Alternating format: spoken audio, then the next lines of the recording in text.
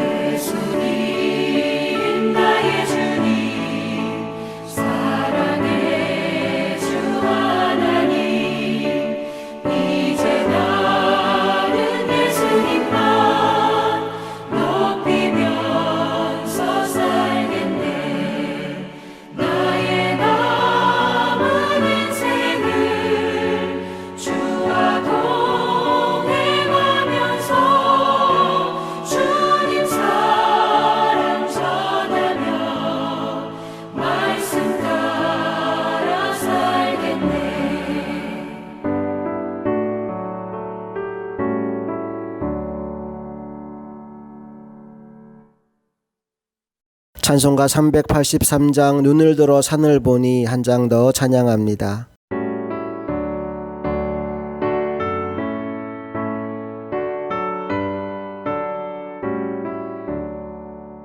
눈을 들어 산을 보니 도움 어디서 오나 천지 지은 주 하나님 나를 도와주시네.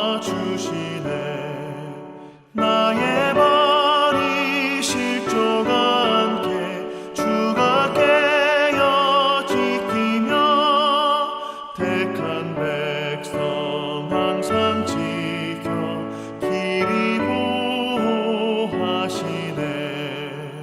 도우시는 하나님이 내게 그늘 되시니 낮의 해와 밤의 달이 너를 삼지 않겠네. 내게 화를 주지 않고 오늘 보호하시며 너의 출입 지금부터 영영 인도하시리.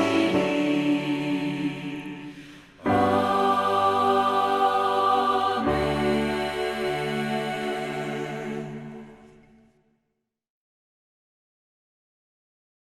함께 사도신경으로 신앙 고백하겠습니다. 나는 전능하신 아버지 하나님 천지의 창조주를 믿습니다. 나는 그의 유일하신 아들 우리 주 예수 그리스도를 믿습니다. 그는 성령으로 잉태되어 동정녀 마리아에게서 나시고 본디오 빌라도에게 고난을 받아 십자가에 못 박혀 죽으시고 장사된 지 사흘 만에 죽은 자 가운데서 다시 살아나셨으며 하늘에 오르시어 전능하신 아버지 하나님 우편에 앉아 계시다가 거기로부터 살아있는 자와 죽은 자를 심판하러 오십니다. 나는 성령을 믿으며 거룩한 공교회와 성도의 교제와 죄를 용서받는 것과 몸의 부활과 영생을 믿습니다. 아멘. 찬송가 뒤에 있는 교독문제 76번 요한복음 1장 말씀으로 함께 교독하시겠습니다. 태초에 말씀이 계시니라. 이 말씀이 곧 하나님과 함께 계셨으니 이 말씀은 곧 하나님이시니라. 그가 태초에 하나님과 함께 계셨고 만물이 그로 말미암아 지은 바 되었으니 지은 것이 하나도 그가 없이는 된 것이 없느니라. 그 안에 생명이 있었으니 이 생명은 사람들의 빛이라. 빛이 어둠에 비추되 어둠이 깨닫지 못하더라. 참빛 곧 세상에 와서 각 사람에게 비추는 빛이 있었나니 그가 세상에 계셨으며 세상은 그로 말미암아 지은 바 되었으되 세상이 그를 알지 못하였고 자기 땅에 오매 자기 백성이 영접하지 아니하였으나 영접하는 자 곧 그 이름을 믿는 자들에게는 하나님의 자녀가 되는 권세를 주셨으니 이는 혈통으로나 육정으로나 사람의 뜻으로 나지 아니하고 오직 하나님께로부터 난 자들이니라. 말씀이 육신이 되어 우리 가운데 거하심에 우리가 그의 영광을 보니 아버지의 독생자의 영광이요 은혜와 진리가 충만하더라. 아멘. 이 시간 이 자리에 임재하셔서 우리의 예배를 받으신 하나님 아버지께 통성으로 기도하는 시간 가지겠습니다. 함께 기도합니다.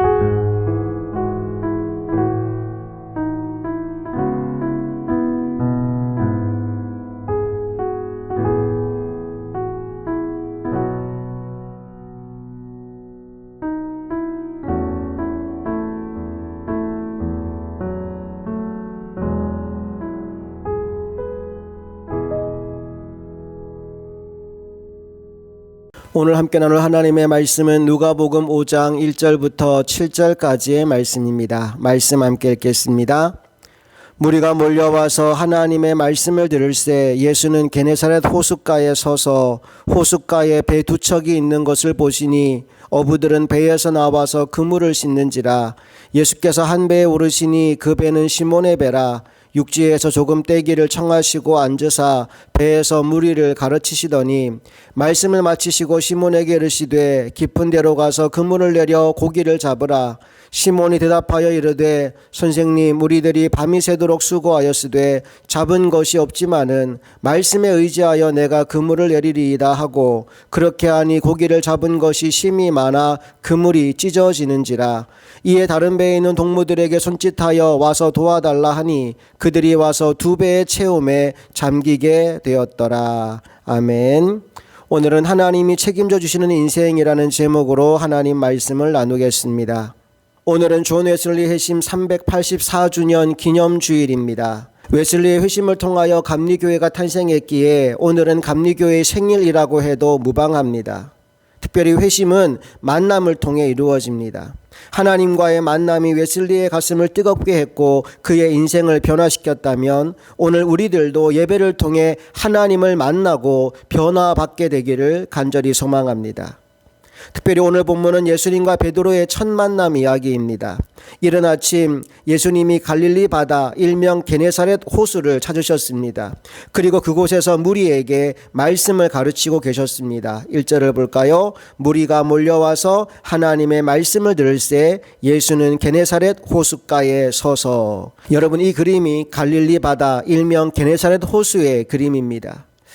시간이 흐르자 점점 더 많은 사람들이 예수님 주위로 몰려듭니다. 그런데 얼마나 많은 사람들이 찾아왔는지 예수님이 말씀을 제대로 전하기가 어려울 정도였습니다. 도대체 왜 그 많은 사람들이, 그것도 이른 아침에 예수님을 찾아 나왔을까요? 1절 말씀을 다시 보시면 말씀이 이렇게 시작됩니다. 무리가 몰려와서 하나님의 말씀을 들을새. 이유가 뭐라고 나와 있습니까? 하나님의 말씀을 듣기 위해서였다라고 나왔습니다. 수많은 사람들이 이른 아침부터 말씀을 듣기 위해 예수님 주위로 몰려들었다는 것입니다. 이를 통해 우리는 그들이 얼마나 말씀에 굶주려 있었는지를 알 수 있습니다. 여러분, 그들은 억지로 동원된 사람들이 아니었습니다. 오직 하나님의 말씀을 듣기 위해 스스로 모였던 것입니다. 오늘 우리들도 이렇게 하나님의 말씀을 사모하게 되기를 간절히 바랍니다. 로마서 10장 17절 말씀을 보면요, 그러므로 믿음은 들음에서 나며 들음은 그리스도의 말씀으로 말미암았느니라 라고 말씀하고 있습니다. 믿음은 이렇게 사모함으로 하나님의 말씀을 들을 때 자라납니다. 오늘 여러분 안에도 말씀에 대한 갈급함과 굶주림이 있습니까? 오늘 이 아침 예배하는 여러분 안에 이런 굶주림이 있게 될 수 있기를 간절히 바랍니다. 자, 이제 예수님 주위에 너무나 많은 사람들이 몰려와서 더 이상 말씀을 자유롭게 전할 수 없는 상황이 되었습니다. 그래서 예수님은 더 나은 장소를 찾기 위해 주위를 둘러보셨고 때마침 호숫가에 정박해 있는 배 두 척을 발견하게 됩니다. 예수님은 그중 한 배에 올라서 계속해서 말씀을 전하셨는데 그 배가 바로 시몬 베드로의 배였지요. 3절을 봅니다. 예수께서 한 배에 오르시니 그 배는 시몬의 배라 육지에서 조금 떼기를 청하시고 앉으사 배에서 무리를 가르치시더니. 그때 베드로는 배에서 그물을 싣고 있는 중이었는데 의도치 않게 가장 가까운 곳에서 예수님의 말씀을 들을 수 있는 기회를 얻게 된 겁니다. 이제 말씀을 다 마치신 후에 예수님이 베드로를 바라보시면서 이렇게 말씀하십니다. 4절, 말씀을 마치시고 시몬에게 이르시되 깊은 데로 가서 그물을 내려 고기를 잡으라. 여러분, 사실 이 말씀은 다른 사람이라면 몰라도 베드로에게는 순종하기가 매우 어려운 명령이었습니다. 왜 그랬을까요? 그 첫 번째 이유는 베드로의 직업은 어부이지만 예수님은 목수였기 때문입니다.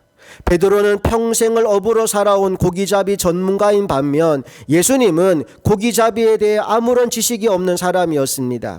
그런데 전문가인 베드로의 경험에 의하면 지금 이 시간에는 특히 깊은 곳에는 물고기가 있을 리가 없습니다. 그러니 주님의 이 명령에 순종하기가 어려울 수밖에 없지요. 그런가 하면 두 번째 베드로가 순종하기 어려웠던 이유는 무엇이냐? 바로 그가 지금 육체적으로 굉장히 피곤한 상태였다는 것입니다. 여러분, 베드로는 지난 밤에 밤새도록 그물질을 했습니다. 몇 마리 잡았다고요? 한 마리도 못 잡았습니다. 실적이 없으니 더욱 피곤한 몸을 이끌고 아침에 그물을 싣고 있는 중인데 이렇게 지친 상황에서 배를 띄워 다시 고기 잡으러 나가라고요? 쉽게 동의하기 어려운 말씀이죠. 그런가 하면 베드로가 순종하기 어려웠던 세 번째 이유도 있습니다. 바로 그 일이 손해를 감수해야 하는 일이기 때문입니다. 낚시는 혼자 해도 돼요. 그런데 고기잡이는 혼자 할 수 있는 일이 아닙니다. 그물을 함께 끌어올릴 동료들이 필요하지요. 그들을 설득해서 데리고 가려면 합당한 임금을 지불해야 되지 않겠습니까? 그리고 만약 이번에도 빈 그물로 돌아온다면 물질적인 손해가 막심한 겁니다.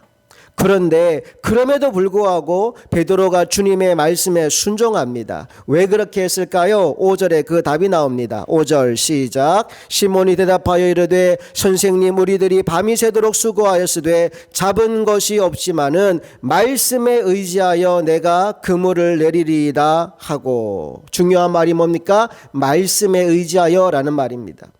베드로가 자신의 모든 것을 내려놓고 순종할 수 있었던 이유는 단순합니다. 그가 예수님의 말씀을 들었기 때문입니다. 사실 지금 베드로는 예수님이 어떤 분인지 잘 모릅니다. 그래서 예수님을 선생님이라고 불렀어요. 그런데 그럼에도 불구하고 지금 예수님의 말씀에 그대로 순종하는 이유는 가장 가까운 곳에서 예수님의 말씀을 들었기 때문입니다. 육체적으로는 심히 피곤했지만 손해를 볼 수도 있었지만 주님의 말씀을 듣는 동안 그 마음에 믿음이 생겨났기에 기꺼이 순종할 수 있었습니다.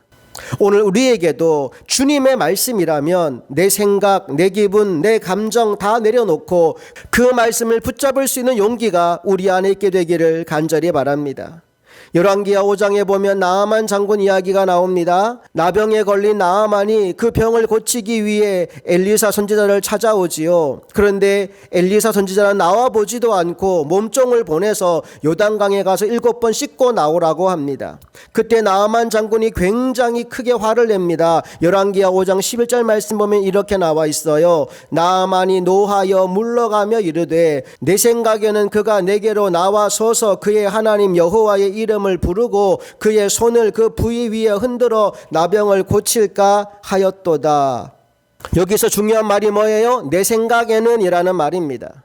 나아만에게는 소위 병을 고치는 공식 같은 것들이 머릿속에 들어와 있었어요. 적어도 손을 얹고 안수기도 정도는 해야 병이 낫는 거 아니야? 이런 생각을 했던 거죠. 그런데 엘리사는 나와 보지도 않고 그리 깨끗해 보이지도 않는 요단강에 가서 몸을 씻으라고 하니 화가 날 지경이었습니다. 12절의 말씀이 이렇게 이어집니다. 다메섹강 아바나와 바르발은 이스라엘 모든 강물보다 낫지 아니하냐? 내가 거기서 몸을 씻으면 깨끗하게 되지 아니하랴 하고 몸을 돌려 분노하여 떠나니. 여러분, 만약 나아만이 이대로 떠나버렸다면 그는 남은 평생을 나병 환자로 살아야 했을 것입니다. 그런데 종의 말을 듣고 마음을 바꿉니다. 그리고 하라는 대로 순종합니다. 그때 어떤 일이 벌어졌을까요? 그의 몸이 깨끗하여 마치 아기 피부같이 변했다라고 성경은 말씀하고 있습니다. 내 기분, 내 감정, 내 상황과 상관없이 하나님의 말씀에 순종할 때 이런 기적 같은 역사를 경험할 수 있게 된다라는 사실이죠. 자, 오늘 베드로는 어떠합니까? 우리 6절을 통해서 베드로 순종의 결과를 한번 확인해 봅시다. 다 함께 읽어봅니다. 그렇게 하니 고기를 잡은 것이 심히 많아 그물이 찢어지는지라. 지난밤에 몇 마리 잡았다고요? 예, 한 마리도 못 잡았습니다. 그런데 지금은요, 그물이 찢어질 만큼 물고기가 찾아오고 있어요. 여러분, 이 말씀이 주는 교훈이 뭡니까? 순종하면 복을 받는다? 예, 맞아요. 그런데 그 이상의 또 다른 교훈이 이 말씀 속에 담겨 있습니다. 그것이 무엇입니까? 우리가 모든 것을 내려놓고 말씀에 순종한다면 하나님이 그 인생을 책임져 주신다라는 사실입니다. 오늘 베드로가 순종했던 단 한 가지 이유는 그것이 예수님의 말씀이었기 때문입니다.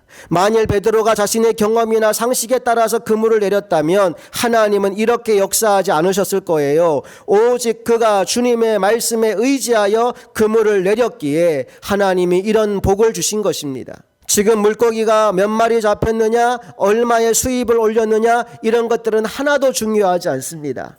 중요한 것은 베드로가 주님의 말씀에 순종하자 주님이 베드로를 책임져 주셨다라는 사실입니다. 여러분, 기억하십시오. 하나님은 말씀에 의지하여 순종하는 그 사람의 인생을 반드시 책임져 주십니다. 말을 좀 바꿔볼까요? 여러분, 하나님이 책임져 주시는 인생을 살기 원하십니까? 그렇다면 여러분의 상황과 환경을 내려놓고 말씀에 온전히 순종하는 삶을 살아보십시오. 특별히 하나님의 자녀된 우리들에게는 오늘 우리가 붙잡고 씨름하는 말씀이 있어야 합니다. 세상을 향해 담대히 외치며 선포하는 말씀이 있어야 합니다. 겸손히 무릎 꿇고 믿음으로 순종할 수 있는 말씀이 있어야 합니다. 신앙생활은 하나님의 말씀에 내 인생을 거는 것입니다. 살아있고 운동력 있는 하나님의 말씀에 내 삶을 맡기는 것입니다.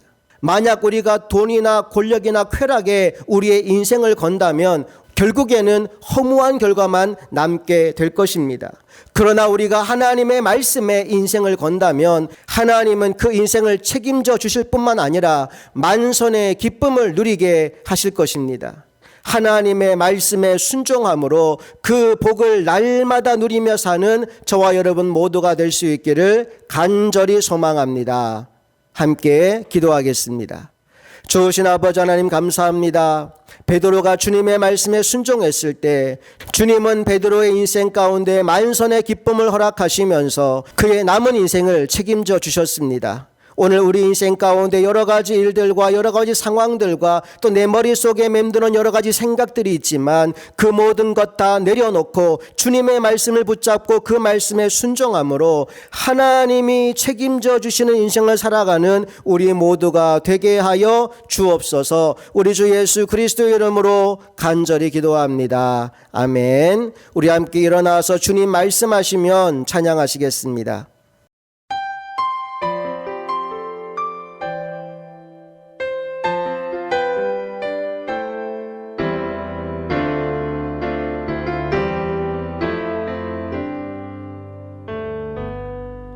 주님 말씀하시면 내가 나가리다. 주님 뜻이 아니면 내가 멈춰서리다. 나의 가고 서는 것 주님 뜻에 있으니 오 주님 나를 이끄소서. 주님 말씀하시면 주님 말씀하시면 내가 나가리라. 주님 뜻이 아니면 내가 멈춰서리다. 나의 가고 서는 것 주님 뜻에 있으니 오 주님 나를 이끄소서. 뜻하신 그곳에 나 있기 원합니다.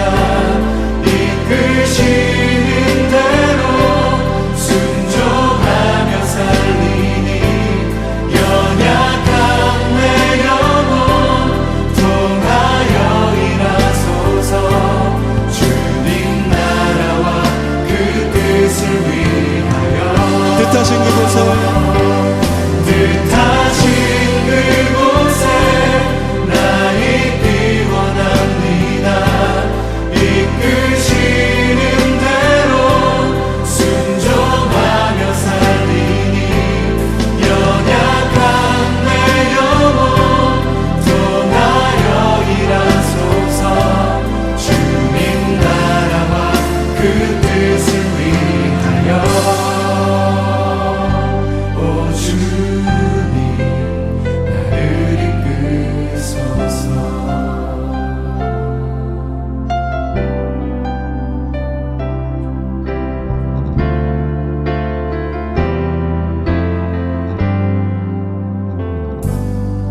주님 말씀하시면 내가 나가리라. 주님 뜻이 아니면 내가 멈춰서리다. 나의 가고 서는 것 주님 뜻에 있으니 오 주님 나를 이끄소서. 뜻하신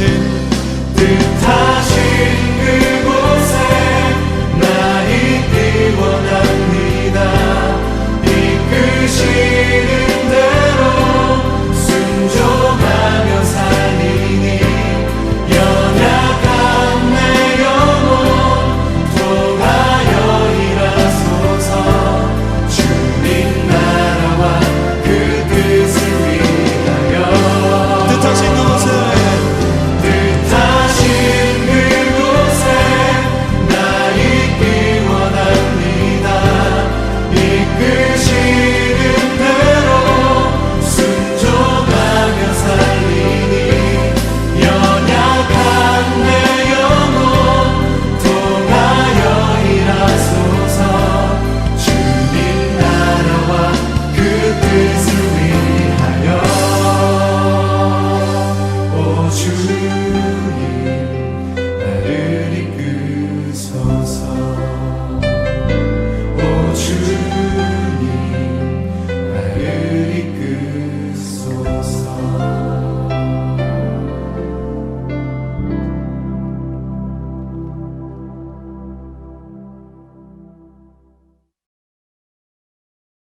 이 시간 드려진 예물을 위해 함께 기도하겠습니다.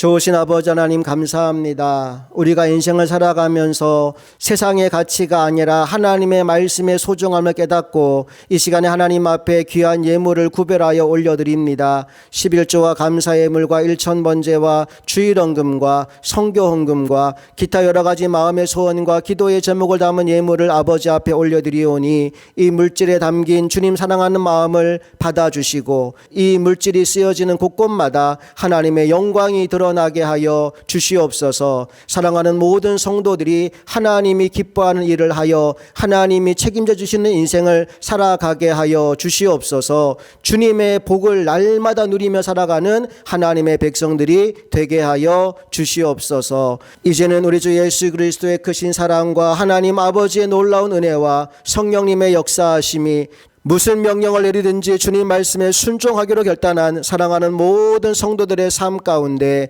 이제부터 영원토록 함께 하시기를 간절히 축원하옵나이다. 아멘. 우리 하나님께 감사와 영광의 박수를 올려드리겠습니다.